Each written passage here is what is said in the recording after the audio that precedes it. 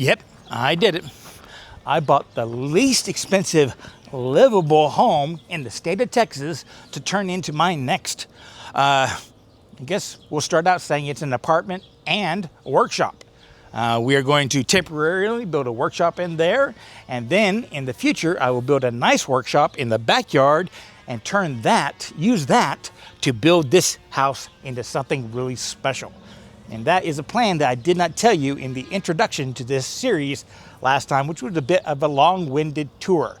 This time, I'll give you a quick review of that, and then we're gonna start the process. Because anybody who knows this kind of adventure knows that it's filled with the R word. Front door sticks a bit. Well, here it is, the inside. It's just the same cinder block. There's no insulation walls. This is just kind of how they built them in Central America, Central Mexico. And whoever built this in 1965 brought that kind of philosophy up here. But I can't tell you, I came in this morning and it was fairly cool. So there is a lot of benefits to cinder blocks. Well, in this fire-prone region of Southwest Texas, very unlikely this house is going to catch on fire from embers going in the air. And it does have a metal roof, which protects that too. Very simple metal roof. Anything ever happens to that one, I could surely rebuild it myself. The downside to cinder blocks is they are a bit of a heat sink, so that basically things stay warm in summer and cold in winter. And with no insulation, I don't know how that's going to do, but my plan is to put a non-bearing walls all the way around here so I can run new electrical and install insulation. That's going to bring all the walls in about 6 inches, reducing the 600 square foot a little bit, but I think it will be worth it. Plus, it will give me a lot more opportunity to hang all the fancy cabinets that I make over on my fine woodworking channel, wortheffort.com, or the YouTube channel Worth the Effort. Now, if you spin around here, you will see the biohazard of a kitchen. There are some really cool experiments going on in that refrigerator. I will probably power wash that out and sell it because I don't want to deal with it. This wall and this wall are non-bearing walls, so those will soon be going because we all know the 5 R's of building a new place. You remove everything you don't want, you repair everything you can, you replace what you can't repair, and then you renovate it so that you can relocate it. Those are the 5 R's of building a shop in my mind. Oh, FYI, you're in what was the bedroom, will soon be a workshop. And yes, the guy did give me a great woodworking tool. We're gonna use this thing. But now in this video, we are calling the remove, because fast forward through everything, we're going to remove everything I don't want to keep. And that includes all the mud in the carport. The carport will stay a carport. I kind of like the idea of having a carport because I've never had one. But because we will be building immediately out back the same exact design, we can drive through the carport into my outdoor workshop, or what y'all call garage. Some flooding action happened because of the friendly neighborhood fiber cable installers hitting a water main up just 200 feet that way that washed some mud out here. So we're going to have to clean all this up and get rid of all the debris. So come along as we start removing. Starting with the smelliest thing in this place, this pee pad that the prior owner allowed his Chihuahua to use, which is kind of sad because this looks like a nice handmade quilt, but this mattress that's a fishing weight. What the? Oh, if the other side has blood stains, I wouldn't be surprised. Next, these trash bags filled with Chihuahua pee pads, real pee pads, not the mattress. Then every piece of cloth he left because maybe that'll help get rid of the pot smell. I was removing the cabinet curtains and he has pee pads under the sink. Why was this dog peeing in the cabinets? With all that, oh, that's easy. We'll then turn to the true goal of the first visit, the outside. which means this little backyard wildflower meadow gets removed. What's that? That's why.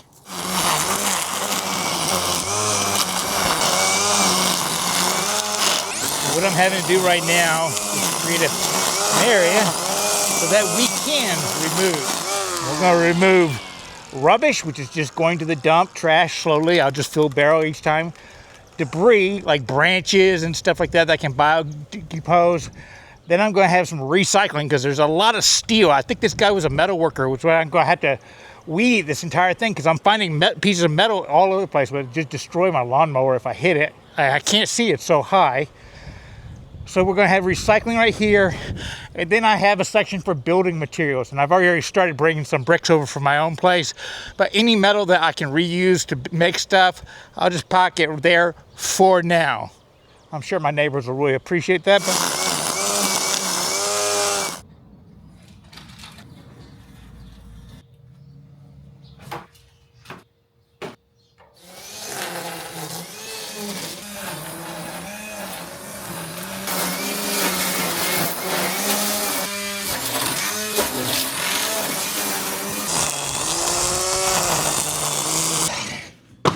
Now we bring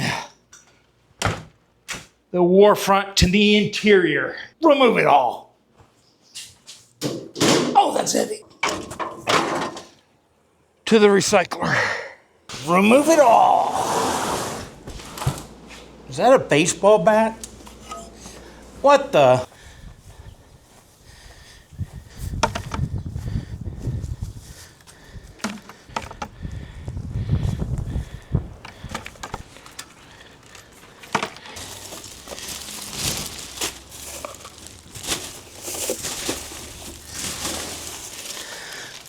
We have a flipper and a rubber boot.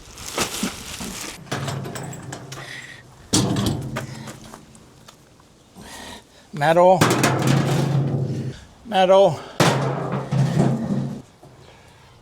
That's just a solid chunk of iron. What do you think that was for?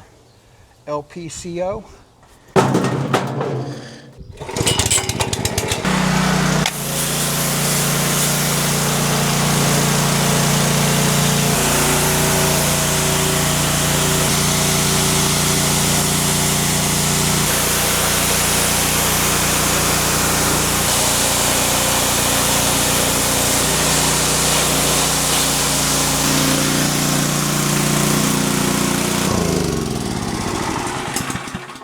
So it's the end of the second day.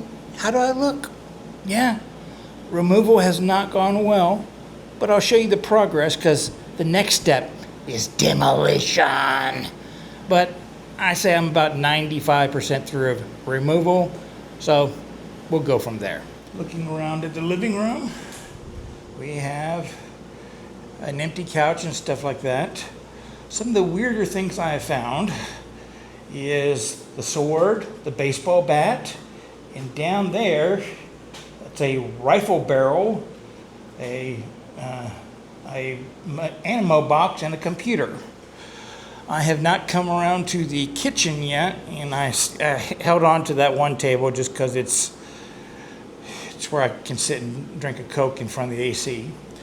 I have not messed with the kitchen yet just because I forgot my dollies and I need a dolly to get those out. So that'll be next time. And I did bring my beer fridge from my shop. But I spent a lot of time last night and I just cleaned the floor and mopped this out so I could have me a little place to camp. And I haven't even messed with the bathroom much at all. The big work was outside. We did uncover a little, I think it's a honeybee nest in my water main.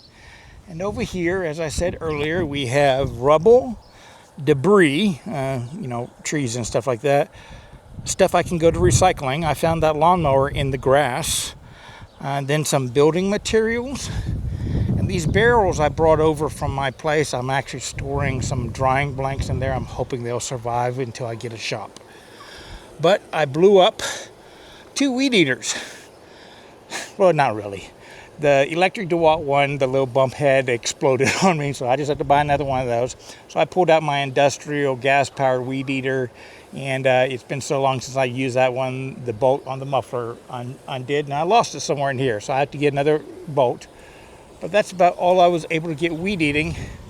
And this is all the metal I've found so far in the grass. I think the worst of it is going to be back here, and especially in that bush. And believe it or not, there's something big in metal frame inside that bush that I'm going to get to. But other than that, here we go. The two Wonderkin tools was a power washer that I got. I'll do a complete video on that one, tool view, and a little pickup wand, which my hands are so sore right now for picking all that stuff up. And all those trash bags you saw out on the curb from everything that was just in the grass from what I've set so far. Next time we come up, we're going to move that, because that's where everything is going to be going into until we get the shop and the house redone. So that's got to be moved somehow.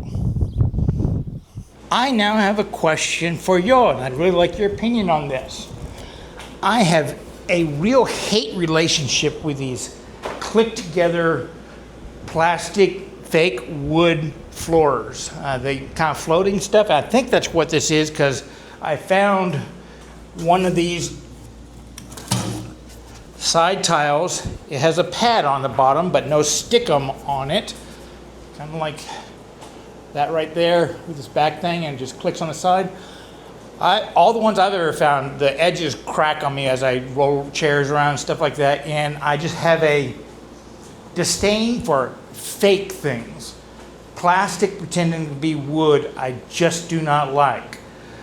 I am probably going to destroy it with material, my tools running back and forth on. So I'm wondering, whenever I do the demolition in the next episode, where we tear out the walls, we pull off the ceiling material, all that kind of stuff, if I shouldn't just pull this up to the bare concrete, maybe just throw some paint on the concrete for now, and then just build from there. Get rid of it now, maybe mop it, clean it, pull it up nicely. Maybe I could sell it, because I plan on selling the refrigerator and stuff like that. What's y'all's opinion on that? Tell me what to do with the flooring in here. Maybe just leave it as sacrificial. Hope y'all enjoyed this. Stage 1 of removal is done. Stage 2 coming up next. Demolition.